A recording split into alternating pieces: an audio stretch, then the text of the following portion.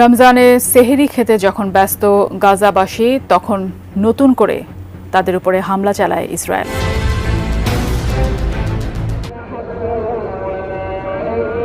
গভীর রাতে ইয়েমেনের রাজধানী সানা থেকে মাইকে ভেসে আসে কোরআন তিলাওয়াত। ইসরায়েলি আগ্রাসনের প্রতিবাদে বিক্ষোভে উত্তাল বিভিন্ন দেশ। মুসলিম দেশ তো বটেই, রাস্তায় নেমে আন্দোলন। যুদ্ধবিরতি ভেঙে গেল ৩ দিনে গাজায় ইসরায়েলি হামলায় নিহত ফিলিস্তিনির সংখ্যা বেড়ে দাঁড়িয়েছে। শ্রুতি ভঙ্গ করে রক্তগঙ্গা তৈরির উন্মত্ত নেশায় বুধ ইসরায়েল। যুদ্ধবিরতি ভেঙে গাজায় ইসরায়েলের ৩ দিনের লাগাতার হামলায় প্রাণ হারিয়েছেন প্রায় ৬০০ মানুষ। নেতানিয়াহু ভেবেছিলেন প্রতিরোধ যোদ্ধাদের মনোবল ভেঙে দিয়েছেন তিনি, আর কখনোই ইসরায়েলে হামলার সাহস পাবে না তারা। এভাবেই সাইরেনের শব্দে কেঁপে ওঠে ইসরায়েলের রাজধানী তেল আবিবের আকাশে তখন গাজা। যুদ্ধবিধ্বস্ত মধ্যপ্রাচ্যের দেশ ফিলিস্তিন, যেখানে প্রতিদিন ছড়ছে রক্ত, চারপাশে ছড়িয়ে আছে ধ্বংসযজ্ঞ।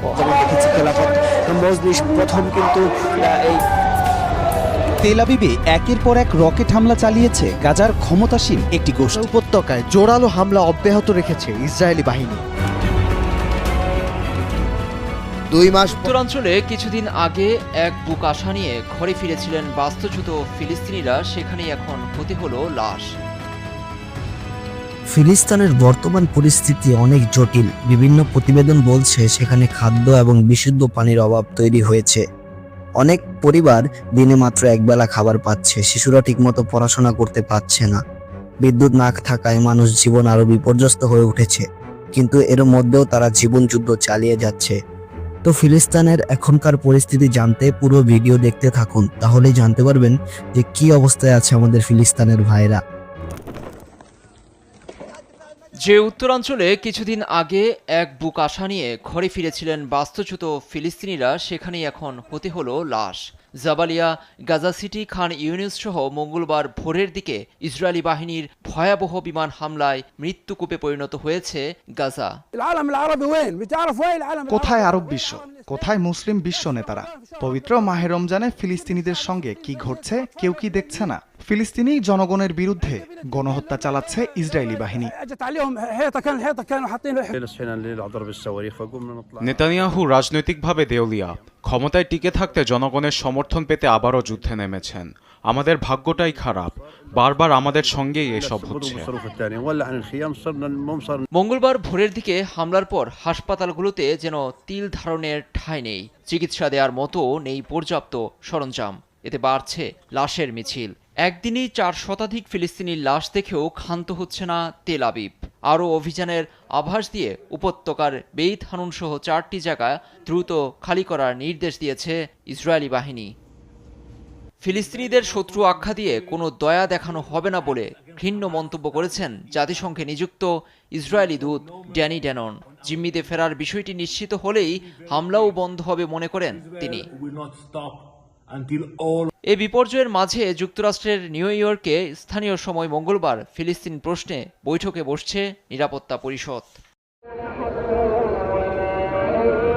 গভীর রাতে ইয়েমেনের রাজধানী সানা থেকে মাইকে ভেসে আসে কোরআন তিলাওয়াত। ওই সময় নিরস্ত্র মানুষের উপর বিমান থেকে চলে নির্বিচারে যুক্তরাষ্ট্রের বোমা হামলা।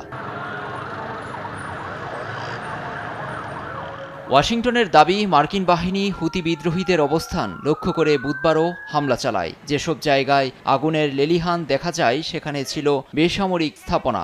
এমন মার্কিন আগ্রাসনেও বুক কাঁপেনি ঘর ছেড়ে বেরিয়ে আসা ইয়েমেনীয়রা, বরং পশ্চিমা আধিপত্যের বিরুদ্ধে দেয় স্লোগান। মার্কিন, ইহুদি ও যুক্তরাজ্য নিপাত যাক, আমরা আত্মসমর্পণ করব না, হালও ছাড়ব না। আমাদের নেতা সাইদ আব্দুল মালিক হুতির সঙ্গে আছি। গাজা জনগণের পাশে আছি আমরা। আমেরিকা ও ইসরায়েল ধ্বংস হবে, মুসলিমদের বিজয় আসবেই। প্রেসিডেন্ট ট্রাম্পের ইশারায় মধ্যপ্রাচ্যে ক্রমবর্ধমান উত্তেজনা দিচ্ছে মাথাচাড়া। ইয়েমেনের হুতি মোকাবিলায় গেল কয়েকদিন ধরে মার্কিন রণতরী থেকে উড়াল দিচ্ছে একের পর এক অত্যাধুনিক যুদ্ধবিমান। চোখে চোখ রেখে জবাব দিচ্ছে হুতিরাও। যুক্তরাষ্ট্রের মিত্র ইসরায়েলের অন্যতম আন্তর্জাতিক বিমানবন্দর বেন গুরিয়নে বুধবার হাইপারসনিক ক্ষেপণাস্ত্র হামলা চালানোর দাবি করে ইরান সমর্থিত এ গোষ্ঠীটি। অধিকৃত জাফা অঞ্চলে বেন গুরিয়ন আন্তর্জাতিক বিমানবন্দরে ইয়েমেনের সশস্ত্র বাহিনী সৃষ্টিকর্তার কৃপায় সফল হামলা চালায়। হামলায় ব্যবহার করা হয় প্যালেস্টাইন 2 হাইপারসনিক ক্ষেপণাস্ত্র। গাজায় ইসরায়েলি আগ্রাসন ও ইয়েমেনে যুক্তরাষ্ট্রের গত এক সপ্তাহ ধরে বিমান হামলায় বাড়ছে প্রাণহানি। তবে ইয়েমেনের শক্তির উৎসের পেছনে বরাবরের মতো ইরানকেই দুষছে মার্কিন প্রেসিডেন্ট ট্রাম্প। হুঙ্কার ছেড়ে তিনি বলেন, তেহরান সমর্থন দেয়া বন্ধ না করলে যুক্তরাষ্ট্রের হাতেই হুতির শেষ পরিণতি দেখবে বিশ্ব। আগের মতো এতটা মজা পাবেন না, মানে গরম ভাষাকে নরম সরে ভিন্ন শব্দে আমি এই নিউজগুলো করতে হচ্ছে, কারণ এই নিউজগুলো করতে গিয়ে অনেকগুলো আমার ফেসবুক পেজ নষ্ট হয়েছে, ইউটিউব চ্যানেল, আমার যে বড় চ্যানেলটা প্রায় 15 লক্ষ সাবস্ক্রাইবার, ওইটাতে নিউজ দিতে পারি না। এর আগে আরেকটা ছিল, সেইটাও বন্ধ, ফেসবুক পেজগুলো বন্ধ। তারপরেও এই খুশির খবরগুলা না দিয়ে আসলে স্বস্তি পাই না। আগে বলেন ঈদ মোবারক, না রমজানের ঈদ মোবারক, না এটা ভিন্ন মাত্রার ঈদ মোবারক, বীরদের পক্ষ থেকে ঈদ মোবারক। তবে এই খুশিটা হয়তোবা সাময়িক, এরপরে যা ঘটবে সেটা নিয়ে আমি ভয় পাচ্ছি যে পরিণতি কি হবে। আপনি কাদের বিরুদ্ধে লড়াই করবেন?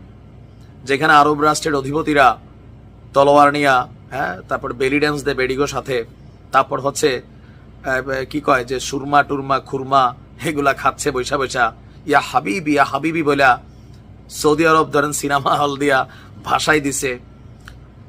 আমেরিকার সাথে সবাই একটা ভালো সম্পর্ক রাখতে চাচ্ছে। অপরদিকে টেকনোলজি জায়ান্ট দেশ ইসরায়েল, টেকনোলজিতে বাপ কিন্তু ইসরায়েল। এই যে আমি আপনি যেখানে কথা বলছি, প্ল্যাটফর্মগুলোতেও একটা হিউজ বিনিয়োগ আছে।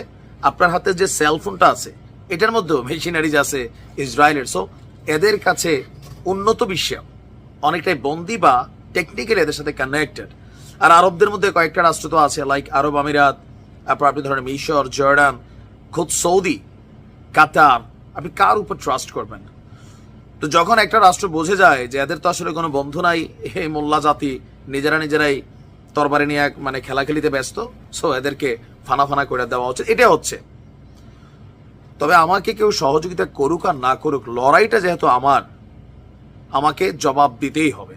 আপনারা জানেন যে গেল পরশুদিন সেহরির সময় ভোরবেলা আরো একটা ন্যাক্কারজনক ঘটনা ঘটিয়েছে ইসলি।